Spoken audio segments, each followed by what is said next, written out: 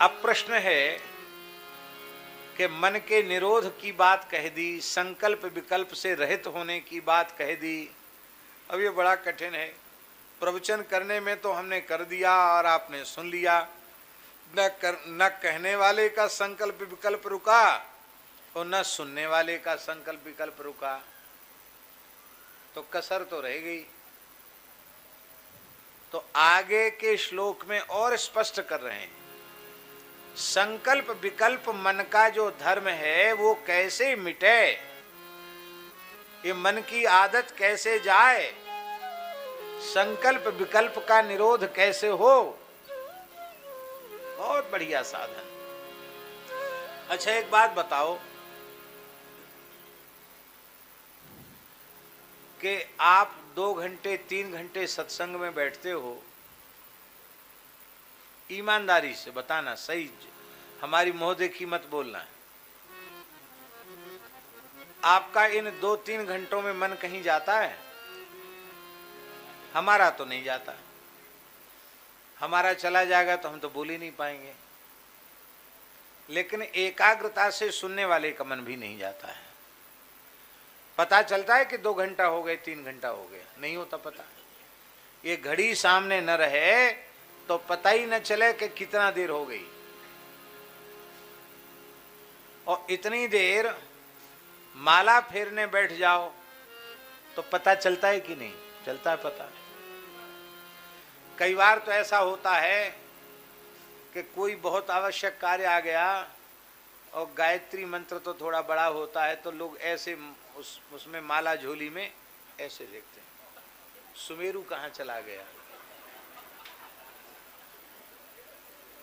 अभी सुमेरु कितना बाकी रह गया, ये जल्दी पूरा हो जाए, सुमेरु तक पहुंचे, माला जो धर के फिर अपने काम पर लगे।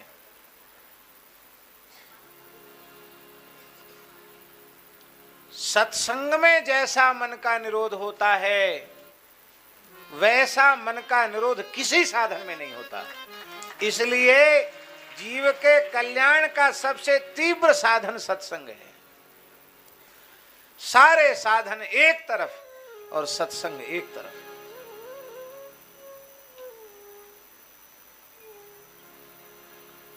भागवत जी में लिखा है 4थे स्कंध में, तुलयाम लवे नापी ना संगम ना पुनर्भवम भगवत संगी संगस्य मर्त्यानाम किमुताशिषः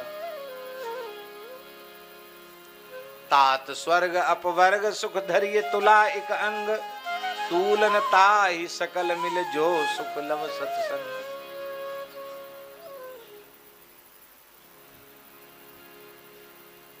सत्संग में मन का निरोध हो जाता है, पता ही नहीं चलता 2 घंटा 3 घंटे कैसे बीत गए। कई बार तो ऐसा होता कि कई घंटे भी ऐसे बीत जाते जैसे बहुत थोड़े समय में व्यतीत हो गए। राजकोट में परम पूज्य संकीर्तन सम्राट श्री प्रेम भिक्षु जी महाराज की प्रेरणा से पितृपक्ष में कीर्तन होता था। पहली बार जब हम वहां पहुंचे तो वहां के लोगों ने हमसे कहा कि आप कुछ बोलिए नाम महिमा पर। तो हम बोलने लगे। हमने कहा भाई हम घड़ी बांधते नहीं और घड़ी मेरे पास है भी नहीं, आप बताओ कितनी देर बोलना है। बोले 1 घंटा। हमने कहा ठीक है, 1 घंटा हो जाए तो हमको बता देना कि पूरा हो गया तो हम बंद कर देंगे। अब हम बोलने लगे और 1 घंटे की क्या चले, लगभग रात्रि को 10 बजे बोलना शुरू किया और 1 बज गया रात का। 3 घंटा हो गया। अच्छा, हमें बिल्कुल ये खबर नहीं कि 3 घंटा हो गया होगा। हम सोचे कि लोग बता नहीं रहे हैं, शायद 1 घंटा तो हो ही गया होगा। तो हमने कहा कि यदि 1 घंटा हो गया हो तो फिर हम अपने वक्तव्य को पूर्ण करें। तब जैसे लोगों की समाधि भंग होती है, लोगों अरे 1 बज गया महाराज रात का, 1 बज गया। ये कोई बनावटी बात नहीं, बनावट से ऐसा थोड़ी कोई बोलेगा, स्वाभाविक बात। तो सत्संग का समय कैसे व्यतीत हो गया पता ही नहीं चला। इसलिए कथा कीर्तन के माध्यम से जैसा मन का निरोध हो सकता है वैसा मन का निरोध अन्य किसी साधन से नहीं। इसलिए भैया कथा कीर्तन का आश्रय लो। हाँ, क्या बढ़िया बात। क्या करें, कौन सा साधन करें जिससे निष्काम वृत्ति और निसंकल्प अवस्था प्राप्त हो जाए, मन का निरोध हो जाए, भगवान के भजन की सारी बाधाएं समाप्त हो जाएं। क्या साधन है? बड़ा बढ़िया श्लोक है। शृण्वन् सुभद्राणि रथांग पाणे, शृण्वन् सुभद्राणि रथांग पाणे, शृण्वन् सुभद्राणि रथांग पाणे, शृण्वन् सुभद्राणि रथांग पाणे, जन्मानि कर्माणि च यानि लोके, जन्मानि कर्माणि च यानि लोके, गीतानि नामानि तदर्थकानि, गीतानि नामानि तदर्थकानि, गायन् विलज्जो विचरेद संगा, गायन् विलज्जो विचरेद संगः, गायन् विलज्जो विचरेद संगः, गायन् विलज्जो विचरेत संगः। सुभद्राणि, भगवान के जन्मानि कर्माणि का विशेषण है सुभद्राणि। क्या कहना। वस्तुतः जीव का परम कल्याण करने वाले भगवान के जन्म कर्म ही हैं। इसलिए जन्म कर्म च में दिव्यम, भगवान ने कहा ये मेरे जन्म कर्म दिव्य हैं। इनको तत्वतः जो जानता है वो इस संस्कृति के चक्र में पड़ता नहीं है, वह तो मुझे ही प्राप्त हो जाता है। ये दिव्य है। मैंने इस संसार में अवतार लेकर जो मंगलमयी लीलाएं की हैं, उन लीलाओं का श्रवण करता हुआ, मेरे मंगलमय चरित्रों का श्रवण करता हुआ, गीतानि, उन पवित्र गीतों को गाता हुआ जिनमें मेरी लीलाओं का वर्णन है, नामानि, मेरे उन पवित्र नामों का संकीर्तन करता हुआ जिन नामों में मेरी मंगलमयी लीलाएं हैं, तदर्थकानि, भगवान की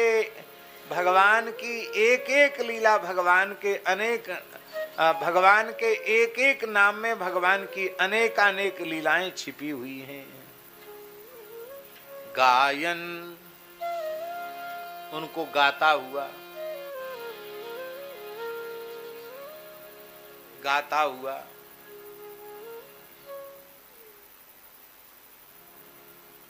बोले फिर तो गाना सीखना पड़ेगा, क्यों गाना लिखा है ना इसमें, गायन, गाता हुआ।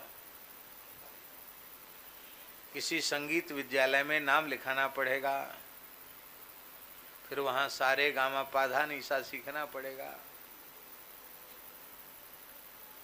और कहीं सारे गामा पाधा निशा सीखने में ही जीवन चला गया तो गाओगे कब?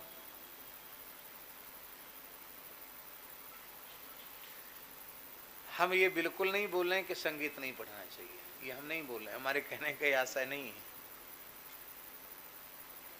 पर हम ये कह रहे हैं कि भगवान नामों का, भगवान के कीर्तन को गाने में संगीत सीखने की भी आवश्यकता नहीं।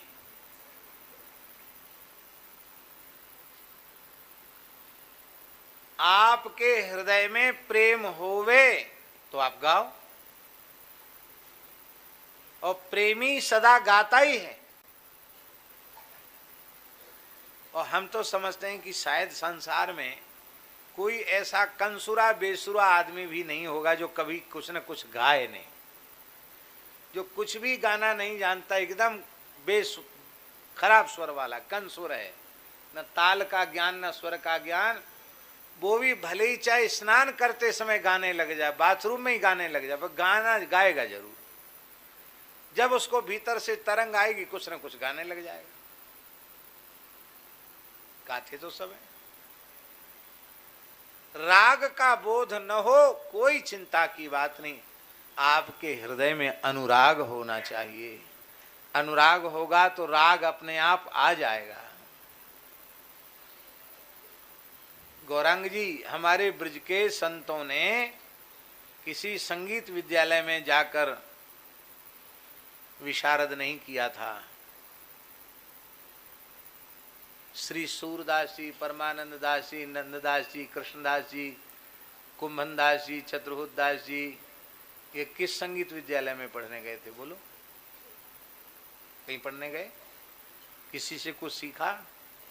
पर श्री कृष्ण के प्रति अनुराग है तो सारी राग रागनी अपने आप उनके भीतर प्रकट हो।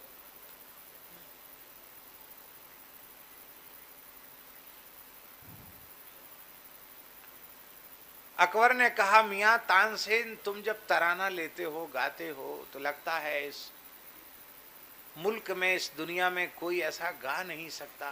बहुत खूबसूरत गाते हो, क्या बढ़िया गाते हो। प्रशंसा के पुल बांधने लग गया। बोले, जहां पनाह में ना चीज, क्या गाऊंगा आपके सामने। गाते तो श्रीनाथ जी के सामने श्री कुंभनदास जी हैं, एक ब्रज के जमनामते गांव के भोले भाले ब्रजवासी हैं, पर क्या गाते हैं, क्या स्वर है उनका। अरे बोले, उनको बुलाओ हमारे दरबार में गाने के लिए। बोले, वो किसी राजा महाराजा बादशाह के दरबार में गाने वाले हैं, तो श्रीनाथ जी के कीर्तनिया है, तो नहीं गाने आएंगे। तो बोले, अकबर ने राजदूत भेजा, बोले कि वो नहीं आ सकते हैं, तो मैं उनके पास गाना सुनने आना चाहता हूँ, उनकी अनुमति हो। सेवक आ गया। कुंभनदास जी ने विचार किया कि बादशाह आएगा, फौज पलटन आएगी, रजोगुणी तमोगुणी लोग आएंगे, पता नहीं क्या उठपटांग खाएंगे पिएंगे, ब्रज की भूमि दूषित होगी, ब्रजवासियों को, संतों को, पशु पक्षियों को पीड़ा होगी, इसलिए सबको पीड़ा न हो, इससे अच्छा है कि मैं अकेले ही कष्ट सहन कर लूं। तो उन्होंने कहा कि नहीं, बादशाह को आने की आवश्यकता नहीं है। फतेहपुर सीकरी में अकबर था। बोले, हम ही आ जाएंगे। कब आएंगे? तो समय बता दिया। तो हम वाहन आ जाएगा? बोले, नहीं नहीं, वाहन नहीं, हमारे पास व्यवस्था है, हम आ जाएंगे। बादशाह के दूत ने यही समझा कि इनके पास कोई वाहन होगा, पर कुंभनदास जी तो बहुत अकिंचन थे। गिरिराज जी से पैदल चले फतेहपुर सीकरी के लिए, और पैदल चलते चलते दोपहर श्रीनाथ जी की मंगला करके चले और पहुंच गए वहां। फटी पुरानी सी धोती, फटी पुरानी सी अचकन, और पुराने कपड़े की बंधी हुई फटी पुरानी सी पाग, टूटी फूटी जूतियां, यही उनकी वेशभूषा थी। और वे वहां पहुंच गए। आश्चर्यचकित हो गया अकबर कि एक इतना बड़ा गवैया, इतना सामान्य। आइए आइए कुंभनदास जी, आइए। लोगों ने कहा, बादशाह सलामत को सलाम कीजिए। आप खड़े रहे, बेचारे भोले भाले पहली बार आए थे। बोले, भैया अकबर, जय श्री कृष्ण। और कहा क्या बेचारे, भैया अकबर, जय श्री कृष्ण। अच्छा अच्छा बाबा साहब, बैठिए बैठिए बैठिए, कुछ सुनाइए। अकबर नहीं बोला जय श्री कृष्ण। अच्छा बाबा साहब बैठिए। बैठ गए। गाइए। तानपूरा, पखावज, सब वाद्य तैयार हो गए, स्वर लहरी चालू हो गई। कुंभनदास जी से कहा, गाइए। अब उनको गाने का मन नहीं। अच्छे से अच्छा गवैया हो, गाने का मन न हो तो गा नहीं सकता। वो श्रीनाथ जी के सामने गाते, बादशाह के सामने क्या गाए। लेकिन उनको मन में आया कि गाना का मन न हो तो भी तो गाना पड़ेगा। क्यों? जब तक गाएंगे नहीं तब तक यहां से छुट्टी नहीं मिलेगी। छुट्टी नहीं मिलेगी तो हम फिर लौटकर श्रीनाथ जी की सेवा में कैसे जाएंगे। अरे मंगला करके चले, कम से कम संध्या तक पहुंच तो जाएं, शयन दर्शन तो हो जाए श्रीनाथ जी का। तब आपने गाया, क्या गाया? बड़ा सुंदर।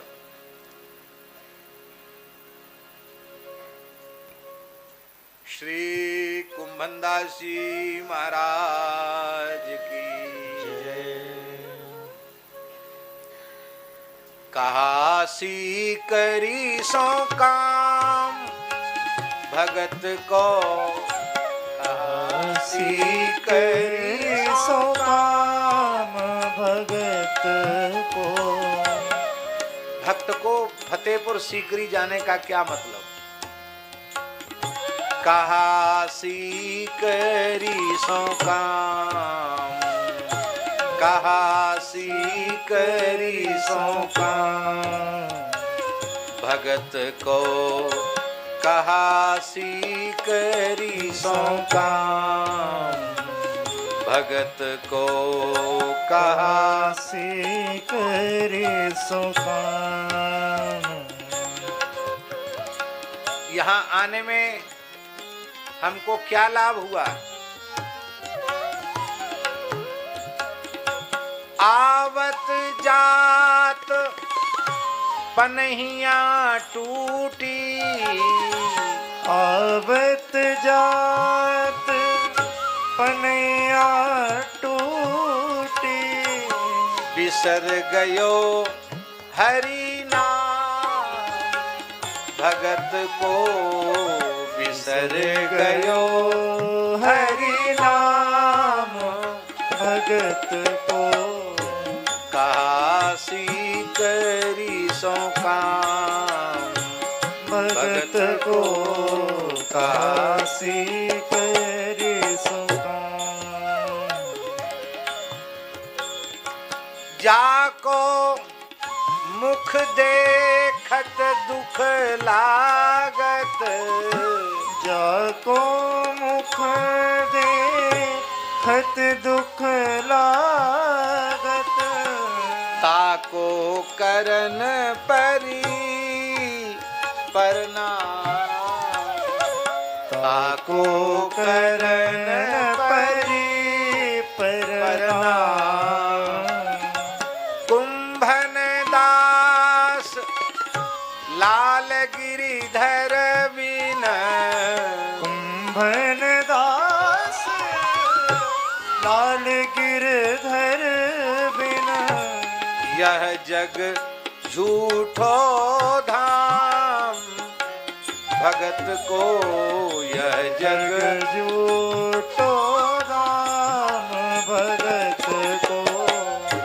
कहासी करी सो काम भगत को, कहासी करी सो काम। कौन कह सकता था कि जाको मुख देखत दुख लागत, ताको करण परी प्रणाम। तेरे जैसे विमुख जीव को देख करके बड़ी पीड़ा होती। हाय हाय, कितना दुर्लभ मनुष्य का जन्म तू ऐसे ही गंवा रहा है, भोगों में विषयों में, खाली अहंकार में फूला हुआ है। और तुमको सलाम भी लोग कह रहे, सलाम करो बादशाह सलामत को, ताको करण परी प्रणाम। गरीब आदमी है, ये पनहियां घिस गई टूट गई, अब नई बनवा सकते नहीं। और तू अपनी चमक दमक दिखा रहा, बादशाही ठाट बाट दिखा रहा है। कुंभन दास लाल गिरिधर बिन, यह जग झूठो धाम। ये सब झूठा है, इसको तू क्या मुझे दिखाता है? यद्यपि खींच कर गाया था, लेकिन वहां बैठे हुए लोगों को एकदम रोमांच हो गया। इतना सुंदर गाया। खींच कर गाया तो ऐसा गा, रीझ कर गाते होंगे तो कैसा गाते होंगे? बादशाह ने कहा, मियाँ तानसेन, तानसेन मियाँ नहीं था, वो तो ब्राह्मण ही था, लेकिन वो मियाँ तानसेन बोलता था उसको। मियाँ तानसेन का हजूर। बोले, तुम गाते हो बहुत लंबे समय से, पर इतना बढ़िया तो नहीं गाते हो, इतनी मिठास तुम्हारे नहीं। अरे इतना बढ़िया गाया, ये बाबा जी ने बहुत अच्छा गाया,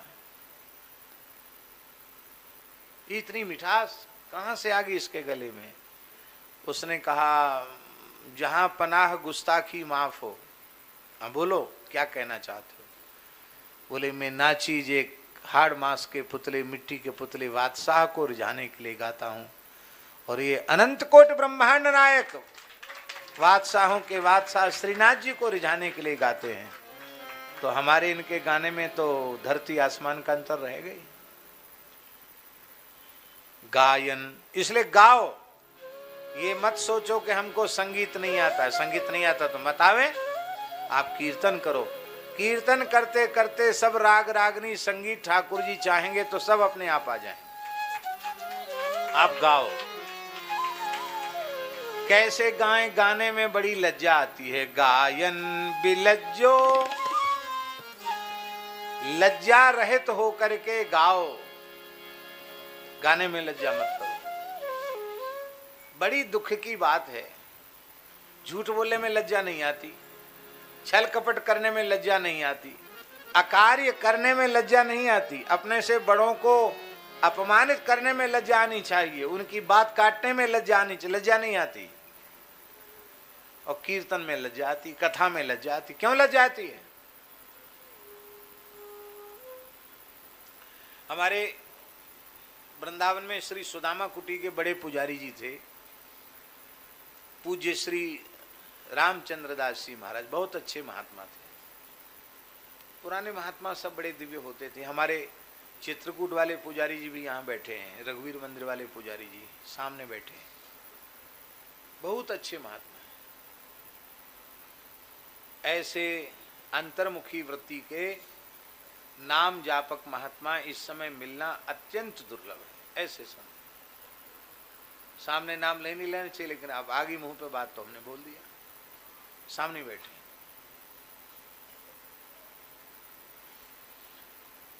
तो जैसे हमारे चित्रकूट वाले पुजारी जी बैठे हैं सामने, ऐसे ही सुदामा कुटी के बड़े भजनानंदी थे, बहुत अच्छे से। तो वृद्ध थे, तो माला फेरते फेरते कई बार उनके घोंटू में दर्द होता तो पैर पसार देते थे और हमसे कहते थे पंडित बच्चा दवा। तो हम कभी कभी उनको, उनके घोंटू उनके पैरों में दर्द होता था तो हम दबाते थे। और अब इतना उनका भारी शरीर था कि उनको हमारे दबाने से फर्क ही नहीं पड़ता।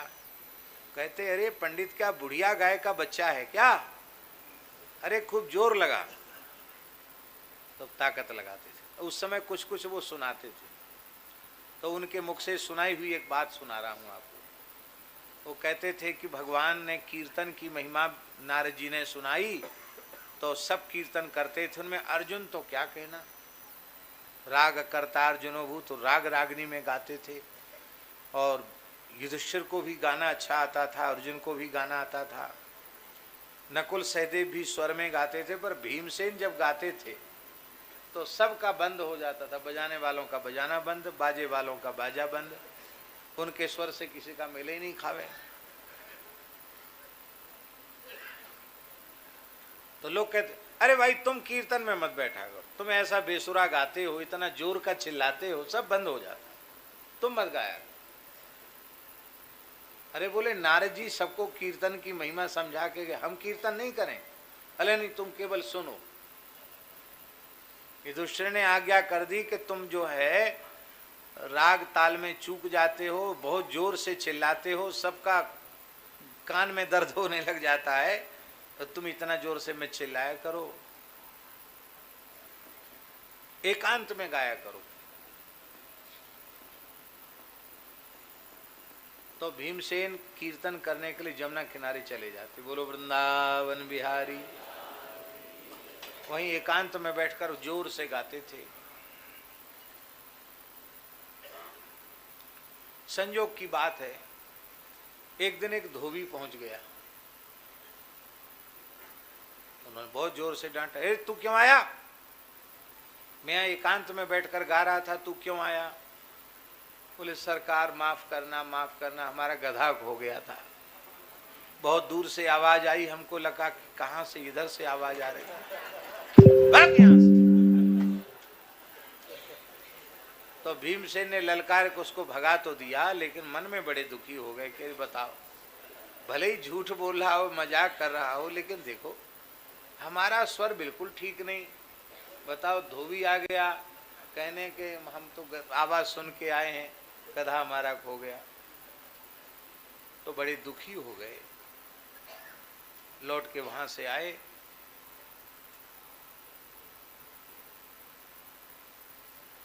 तो भगवान श्री कृष्ण ने देखा कि भीमसेन उदास है, तो उन्होंने कहा दादाजी आप उदास क्यों हैं? अरे बोले कुछ मत पूछो, जले पे नमक मत छिड़को। देखो सब ऋषि मुनि महात्मा बताते हैं कि तुम सर्व समर्थ परमात्मा हो, नारायण हो, तुमने सबको सब कुछ दिया, हमको भी बहुत कुछ दिया, पर हमको स्वर नहीं दिया, हमको संगीत नहीं दिया। नारद जी तो कहते कीर्तन करो, हम कीर्तन करते तो न घर में कोई कीर्तन करने दे, एकांत में कीर्तन कर रहे थे, आज ये घटना घट गई। बताओ, ऐसा स्वर है हमारा? गधे जैसा स्वर है क्या? भगवान बोले तो संयोग की बात है। देखो कोई राजी हो न हो, तुम्हारे संगीत से, तुम्हारे कीर्तन से हम राजी हैं, हम प्रसन्न हैं। तो तुमको गा बजाकर दुनिया को रिझाना है कि मुझे रिझाना? ये बताओ,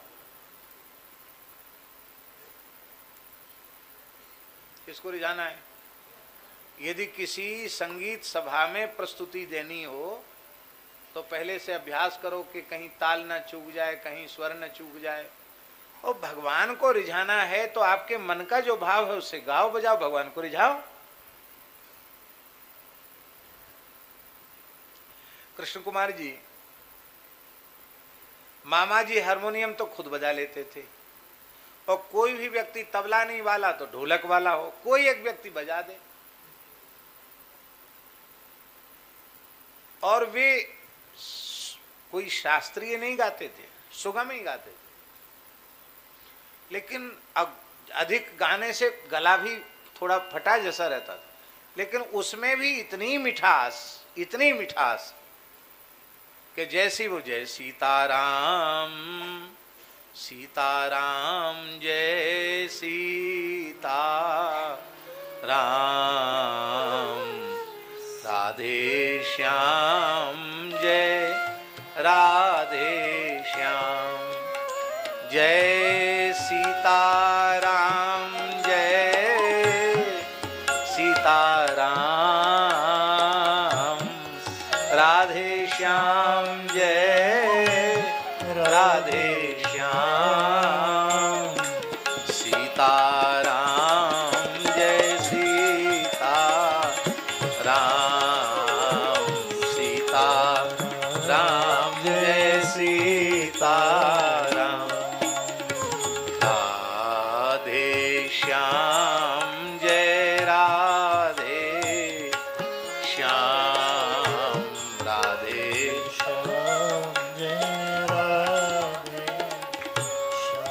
बस ये कीर्तन जैसे ही कराते थे महाराज, प्रेमियों के हृदय में आनंद की बाढ़ आ जाती थी। अनुराग भीतर होना चाहिए।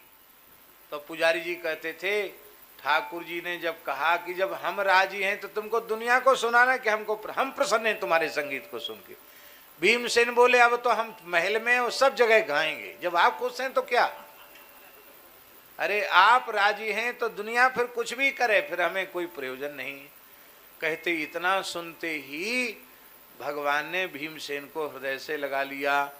बोले अब सब राग रागनी अपने आप तुम्हारे कंठ में आ जाएंगे। बोलो भक्तवत्सल भगवान की जय। अब हम तो जानते नहीं, पर पुजारी जी कहते थे भीमसेन के नाम का राग है भीम पलासी। अब है कि नहीं भीम पलासी?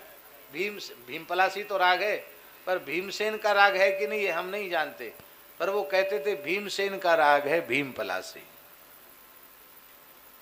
लो साहब, इसलिए गायन गाओ बिलज्जा, लज्जा रहित होकर के गाओ, और असंगा, ये तीन चीजें हैं, बिलज्जा और असंगा। असंग होकर के गाओ और लज्जा रहित होकर के गाओ, आसक्ति रहित होकर के गाओ, विषयासक्ति पूर्वक मत गाओ।